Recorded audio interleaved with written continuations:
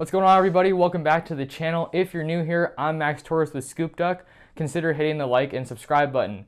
In this video, I want to do something a little bit different than what I've been doing in the past here on the channel. I want to do, kind of a round table, if you want to call it that, or just, just some discussion really about Oregon football related topics such as the 2021 recruiting class that is surging right now, top 5 class in the country for the Ducks and Mario Cristobal.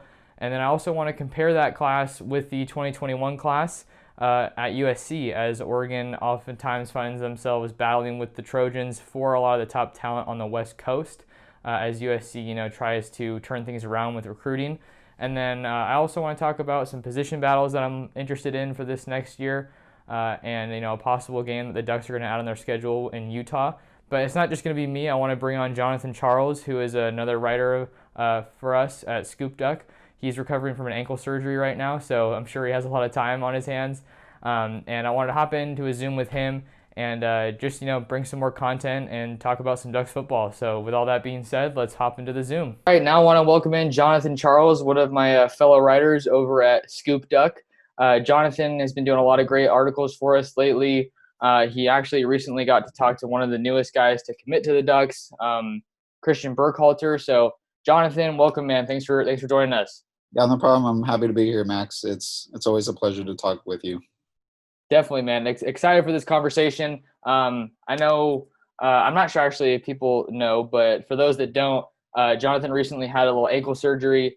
Just wanted to check in with you on that front. How are you feeling? Good, man.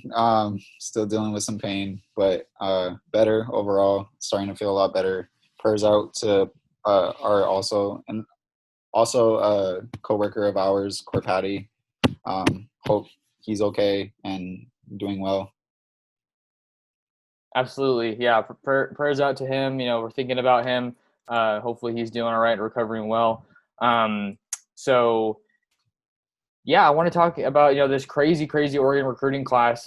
Recently rose to number 3 in the rankings. Most recently with the addition of Christian Burkhalter, kind of a hybrid linebacker, defensive end type from Spanish for Alabama. 3-star guy. Oregon offers, a couple weeks ago, I remember writing about him in the Take and recent offers. Nebraska was the team to beat for a while. It looked like on the crystal ball. Then, Yep. just flipped the switch, and now he's a Duck. So you got to talk to him. What was, kind of your takeaway from him? What are you hearing about him? Yeah, so he was talking to Oregon for quite a minute.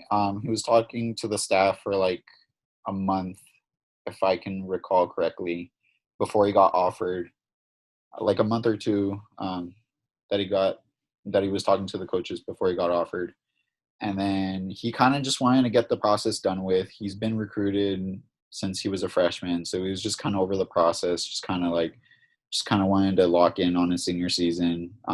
Nebraska was that number 2 team to beat, as I wrote in the article. Just that relationship that he built with Scott Frost and that coaching staff, just how they sold him on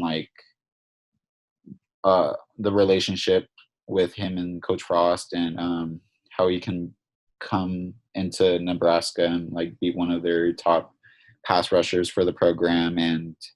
But at the end of it all, Oregon won out with the relationships that he's built with Coach Avalos, and just how intelligent he views Coach Avalos is, and he's one of the better defensive minded coaches across the nation, as we can tell, even after 1 year of experience with Oregon, we could see that he's one of the better defensive minded coaches, and that his future is promising, whether that's as a head coach or with Oregon for the next few years. What Christian liked about Oregon was, besides the relationships, was the incoming class that Oregon brought in the 2020 class, and what they're bringing in now for the 2021 class. And he sees a bright future with them. For example, he knows he's going to go against really good offensive linemen. Coach Cristobal develops really good offensive tackles and guards across the board, and he knows he's going to come in, compete for a job, and he's going to have to work his way up. The coaches told him that he's going to have to play behind KT for a year, but he wants to be that 3 in, 3 out kind of guy and make it to the NFL, and that's his dream. Um, he's had relationships with DJ James, so DJ James was in his ear talking about Oregon, and he kind of was convinced that if DJ James likes it at Oregon, then that's probably the spot for him as well. Okay, super cool. Yeah, it's like we're seeing, with Oregon getting guys from the SEC area, once they get on campus, they serve as peer recruiters, and then they can say, yeah, I was in your shoes. I was kind of, put in that situation. Do I want to come to Eugene, fly all the way across the country, and start a new chapter there? So always cool to see, Oregon, benefit from those connections. You talked about, Kayvon Thibodeau, amazing player that we all know. Really good pass rusher, can really do it all. When you look at Burkhalter's film, what's some of the stuff that's standing out to you? So like he just has that motor that KT has. Christian Burkhalter needs to like work on like his hands, and he just has an explosiveness to him. Just kind of like not a lot of hunger, I guess, when you connotate it with the motor aspect. Not a lot of guys have that, and Christian does. Um, and with KT,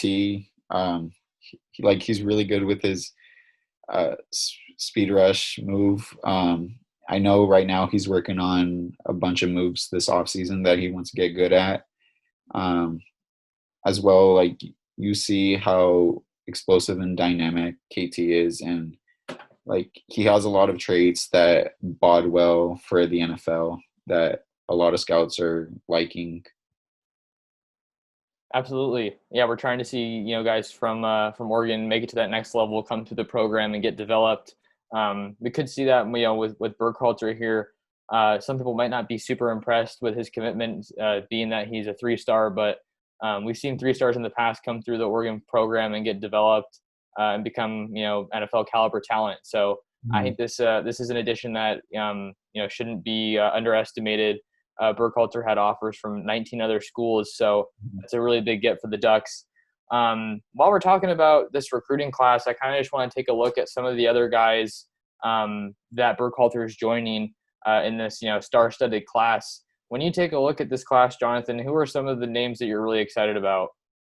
So an early commitment that Oregon took was Terrell Tillman. A lot of our board members are excited for him. He's kind of that like underrated guy, but as we've seen, once Texas wants a guy, they want a guy, and the concern with him is that if Texas or one of the big time Texas schools come calling, he might flip his commitment. Another guy that I'm really excited about, I watch a lot of defensive back film, so when Oregon lands a defensive back, like I'm really excited. Another guy is Darren Barkins, another underrated guy, 3-star. I was really excited to watch his film this year. He's coming out of Mater Dei Catholic out of Chula Vista, California, right by San Diego area. He was a guy that media has also raved about, and that they could see that he was picking up steam, and that the camps being closed this offseason didn't really help his case, like to show the kind of player that he is. And it sucks for him, because I know he probably did want to get out there and show what he could, or show everyone what he could do. And then another guy on offense is Jonah Miller. I know you just had I know you, Max, you just did a Zoom meeting with him, and he was saying that he was still growing, and it's crazy to think that he's 6'8", from what you said, or from what he said, and that he's still growing. I think that's awesome. Like, that's super impressive. And like, I know Oregon's recruiting him as a guard. Maybe he can move outside to tackle, but I feel like for the betterment of him, it would be better at guard, and just that nasty combo of Faupe and him at guard and tackle would be awesome to see. Another guy that I'm excited to watch is Kyron Ware Hudson. I've seen Kyron a bunch of times at Mater Dei. I've been to probably at least 3 Mater Dei games. where they've played Bosco and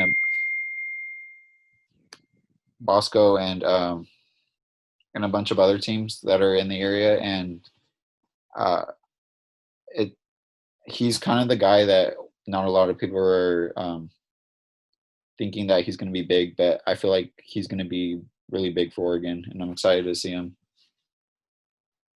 Yeah, yeah, those are some big names that are slated to come to Oregon after they graduate in 2021, or even in the fall, or sorry, in the winter, excuse me, as a lot of guys are getting their seasons pushed back due to the coronavirus pandemic, and they're faced with that decision. Well, do I stay around and wait and finish out my high school career with my classmates, or do I just say, hey, it's time to move on to the next chapter and hopefully get a jump on the other guys that I'm coming in with to try to get some of those minutes. So it's an interesting thing that we really haven't seen. We've seen people enrolling early prior to this, but not under these circumstances. So that's pretty crazy. Yeah, you mentioned Jonah Miller. I think kind of similar to how you are with defensive backs. I really enjoy watching offensive line play. We were talking before I hit record. I was at the store before this, and I want to say like 20 football players were there, and I was just blown away by how massive these individuals are. So with Miller, it's insane how well he moves for how big he is, and I think the versatility that he'll bring to the offense. And I want to keep it recruiting for a bit, and then hopefully get some get some team talk in here. So we've talked about Oregon. As everyone knows at this point, USC is a big competitor with the Ducks for recruits on their recruiting trail, especially with how well Oregon does in that area. What are you thinking about this USC 2021 class, and who are some of the guys that you think maybe the Ducks could try to get involved with or continue to be involved with? Yeah, so USC has they're rated number 2 in the Pac-12, number 6 nationally recruiting class. Definitely better than last year. They're definitely pulling in some dudes in California and across the nation. Some guys that Oregon could flip later down the process is Jalen Smith. He's listed as an athlete, 5'11", 180 pounds. He's gonna play safety at the next level.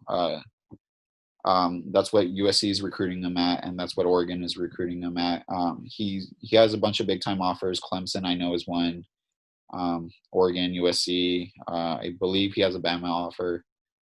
And then another guy is Amarion Gordon, another safety, 6'2", 190 pounds.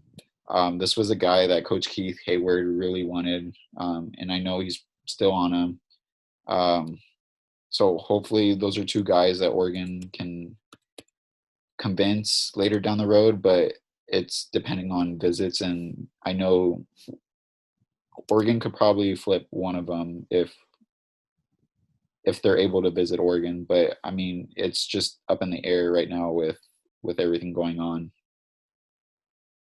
Yeah, it's so weird that the kind of whole recruiting dynamic has changed, and it's being restricted to what you can see on a phone and who you can talk to on a phone. I haven't watched too much film on those guys specifically, but I have heard their names associated with Oregon. I know a lot of Duck fans right now that follow recruiting are kind of asking themselves, hey, why haven't we really done anything at safety? Who are some of the names that we could see there? So that should answer that question. I know Gordon's been a big target on the Ducks board. And like you had mentioned, yeah, they're the number 2 class in the Pac-12, coming in here number 6 nationally. So it is pretty interesting to see just how drastically different this USC class is from last year. I think last year they were in the 50s, I want to say. Yeah. Maybe not exactly 50, but it wasn't USC. Let's put it that way. So it looks like Clay Helton's really, trying to put some effort in this year with recruiting. One note I wanted to pass along is this class does have 2 quarterbacks committed, and those are the 2 highest rated prospects in their class right now, in Miller Moss and Jake Garcia. I just don't really see a situation where both of these guys stay committed. So I'm going to be interested to see how that kind of plays out, especially with them, coming from like Miller Moss. He's coming from Southern California powerhouse, Mater Dei, who, has won and pursues national championships. So I don't really see him as a guy that was going to come in to like a crowded quarterback room like that. Hmm. So but one thing I want to ask you, Jonathan, with you being in the Southern California area, kind of growing up around that atmosphere and watching USC, one interesting point that we hear a lot is that, the Pac-12 hasn't made the college football playoff since Washington did a couple of years back. And people say that in order for the Pac-12 to be good, USC needs to be good. And right now we really see Oregon as the lone, power, it seems like.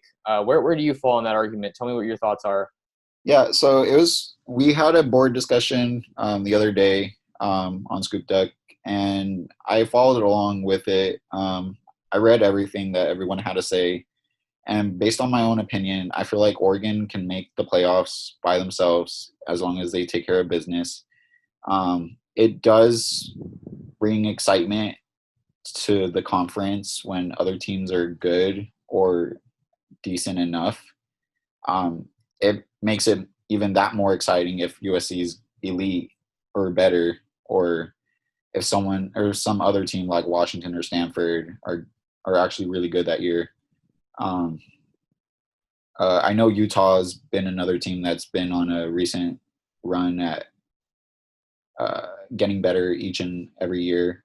Um, I stand as long as Oregon can do what they need to do, and in comparison to the ACC, like someone mentioned on the board, as long as Clemson does well, they don't need Florida State or Miami to boost their rankings or how good they are.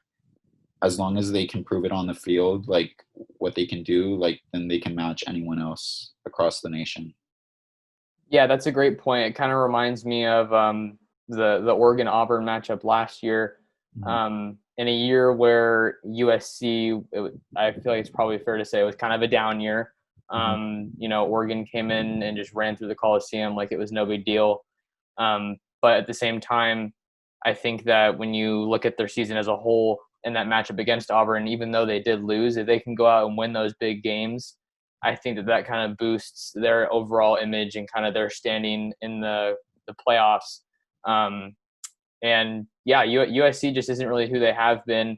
I think I agree with you in that it would bring some excitement back to the Pac-12, and that Mhm. it's not just Oregon, but they're seeing that they can't just say, "Hey, we're USC, come play for us." I mean, they'll get a couple guys here and there that are local kids, Right.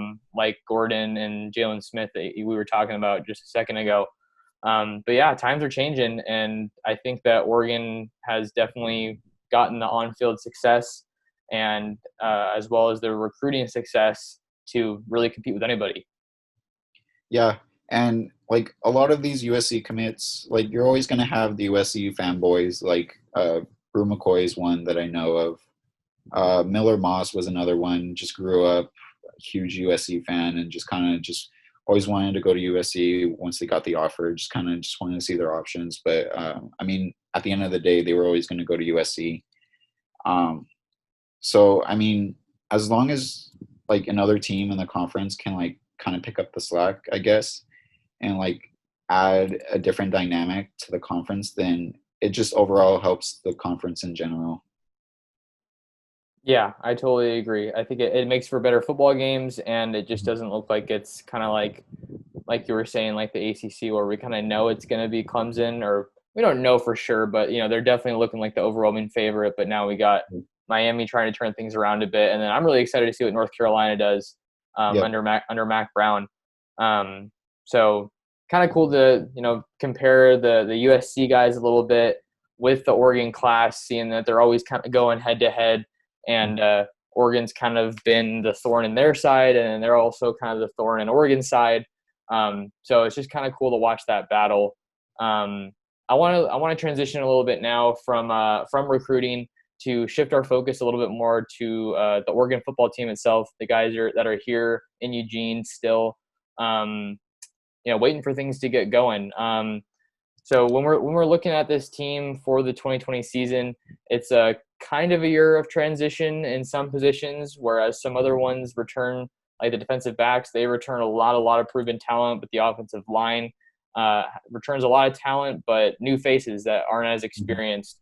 What are maybe some position battles or some players that you're excited to see take that next step forward, or just get their feet wet for Oregon this year? Yeah, so one spot that a lot of fans and a lot of people are looking out is at linebacker with the addition of Justin Flo and Noah Sewell and how they're going to be that combo duo with Oregon stacked at linebacker. Another spot is wide receiver. Oregon's brought in some guys with Devin Williams, Brian Addison, and then a lot of the proven talent like Johnny Johnson, Jalen Red, Micah Pittman, Josh Delgado, Chris Hudson. So it's kind of like exciting to see how the coaching staff mix and matches all these combos and how they plan on playing all these talented guys that they've been recruiting the last couple of years. Another spot that I'm looking out is probably defensive line, like how Oregon plans on adding Keon Ware Hudson, Brandon, Christian Williams, and then Brandon Dorless. How like they plan on working all those three guys plus the added veteran talent that's already been there. So it's kind of interesting to see those three spots on like how the coaching staff wants to work those dynamics within each other. Yeah, I agree. It's going to be some interesting matchups to watch, kind of with the mixture of the new, old and the new. How can the guys that are returning kind of rub off their habits and show them the ropes to the new guys? I think the biggest thing that interests me about the linebacker position battle, it's got to be the freshmen. I mean, the thing that fascinates me the most about that is you have positions on this team where Oregon has been known to be elite or very, very strong. Like running back, for example, we've seen D'Anthony Thomas come through here, Kenyon Barner, Royce Freeman, all big names, and we don't know who's coming in for 2022 just yet, since it's still a really young class. But it's a position that Oregon's going to do well at consistently. And now with Oregon proving that they can develop into an elite defense, you have 2 5-stars coming in and play linebacker, and I think that's something that I haven't looked through to see if we've gotten 5-star linebackers particularly, but I couldn't be more excited to watch what's going to unfold in the field. Yeah, it's exciting to see. Like Oregon was always known, even during the Chip Kelly days, like Oregon is just this fast-paced offense, but not really physical on the defensive side. But now you see that difference in that like movement of change under Coach Mario Cristobal. And then with the addition of Coach Avalos, like you see Oregon recruiting at a more physical, dominant aspect of football, and you see it brought in onto the field. So now that Oregon's changed that perspective of national media, like some media have even said that Oregon was known as this soft defensive football team, but now they're changing their mind and their opinion about the team. And it's thrilling to see that Oregon's this balanced team that they can hang with some of the national teams, just that it's going to take some time to develop around all around. Yeah, talking about the physicality, I think that's one of the more interesting points that we see with the transformation of this football program. If you go back to the 4-8 season, I remember watching those games as a fan, saying, "Okay, like who's gonna go off for the other team this game?" Like literally just getting sliced through like butter. Like it wasn't even difficult for these teams, and that's not to have a slight on the guys that were in the program earlier. I mean, they were working their tails off and doing the best they could, but now we see Oregon bringing in the types of players that it needs and then executing, off the skill sets that they have. And I think it kind of goes back to what we were talking about with USC being good, or Oregon needing someone to kind of match up with within the conference to prove that they can hang on the national spotlight. But we're really seeing the SEC culture that everyone always raves about with Mario Cristobal brought to this Oregon program, with physicality in the trenches on both sides, and just ridiculous athletes, and it's so fun to watch. Yeah. Who are some guys that you think are going to bring that next step to the program in your eyes? Yeah, I mean, some of the guys that I'm really excited to watch. One of them has to be Micah Pittman.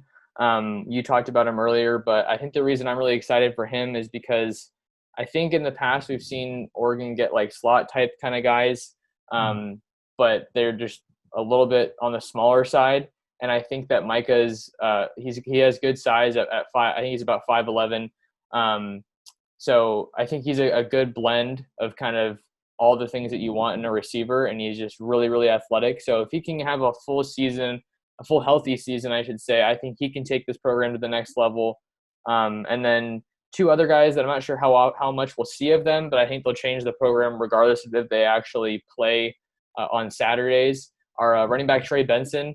He kind of brings that big burly ground and pound kind of body style to the Oregon offense, and I think that having a guy kind of like Royce Freeman that we haven't seen in a couple of years is going to be really cool to watch, and I think he's going to push this running back room to the next level, and then as well as Dante Manning, 5-star cornerback coming in. I feel like it's probably a little bit of a basic pick, but when you bring 5 stars in, they're going to be pushing obviously the guys that they're with, but they're going to be pushing the the returners. And I think one of the biggest marks of these blue bloods is that they're seeing a lot of freshmen play early, and that just furthers the point that Mario Cristobal is bringing in some absolute studs. And then when we're looking at this upcoming season, I know we were talking a little bit before this started about some games that might be on the docket with non-conference games being canceled. Oregon is looking to keep it in the Pac-12, as is everybody else within the conference, and they might be bringing in Utah. Tell me what you think about that matchup if that ends up happening. Yeah, so it's going to be an exciting matchup. Maybe not as exciting as the Pac-12 championship, just because I haven't done my research on Utah, but what I've read is that they had to replace a lot more talent than what Oregon needs to on offense, and that they need to replace their running back and a bunch of other guys at O-line and receiver. And then on the defensive side, they have a bunch of holes too. So I guess Utah's a little salty about losing the game last year. So they kind of want that revenge matchup. But I know Oregon isn't scared to take on the challenge.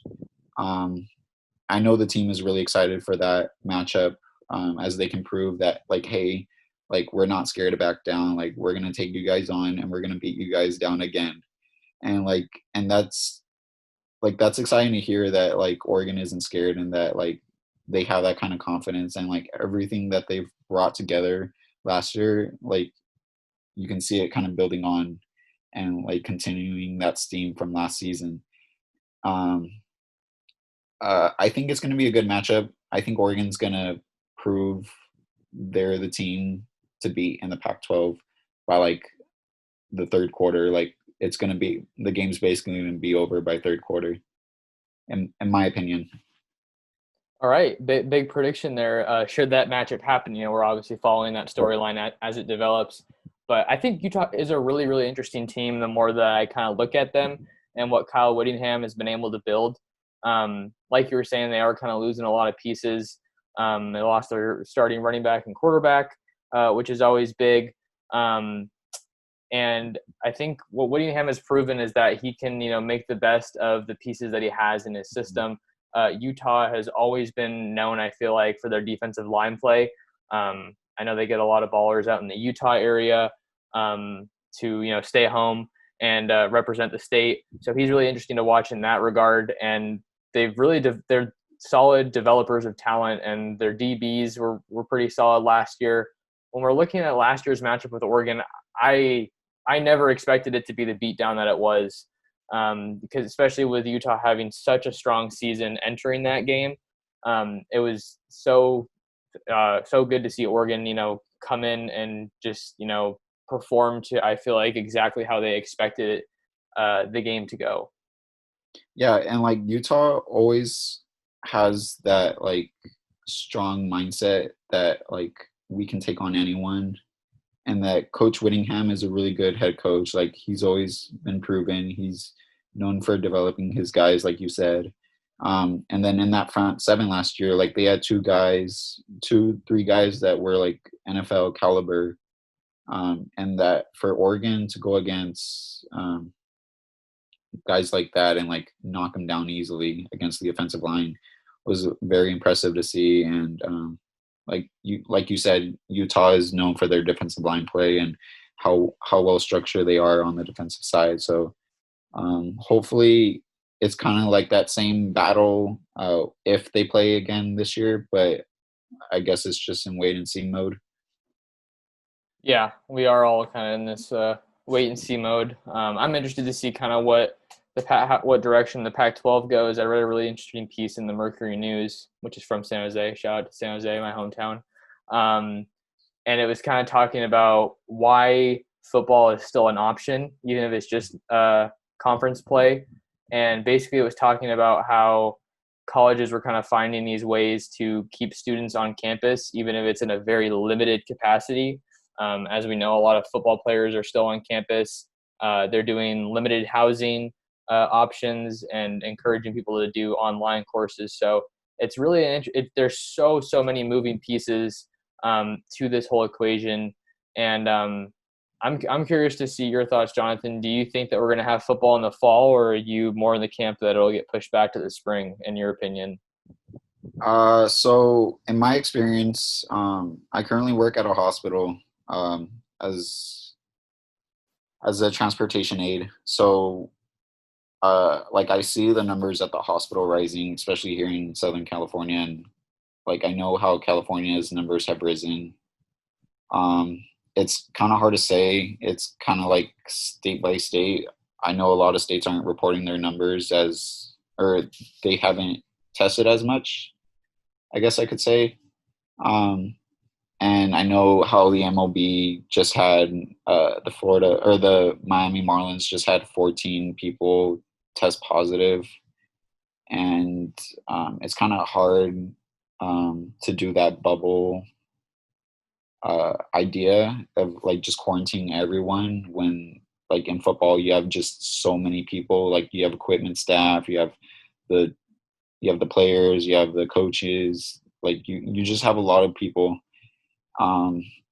For me, I don't think so. I don't think we're gonna have a season. I think it's probably gonna be pushed back, in my opinion. But I don't know. It's just kind of a guessing game at this point, because a lot of states, like especially for high school football, like they're gonna get played, or they're gonna get canceled, or they're gonna get pushed back. Like for California, it's being pushed back, but like for Texas, like they're gonna play like at the start of season, like regular, like usual. So it's just really hard to say. Yeah, it's a weird situation when you don't have one, like football commissioner. I think that is what I've heard a lot. I listen to a lot of college football podcasts, and that's kind of what they're saying. Like, if they could go back and do it again, I think that would help. So, I mean, I don't want to harp on the pandemic too much. Me personally, I'm not getting my hopes up for anything, just so I don't get disappointed.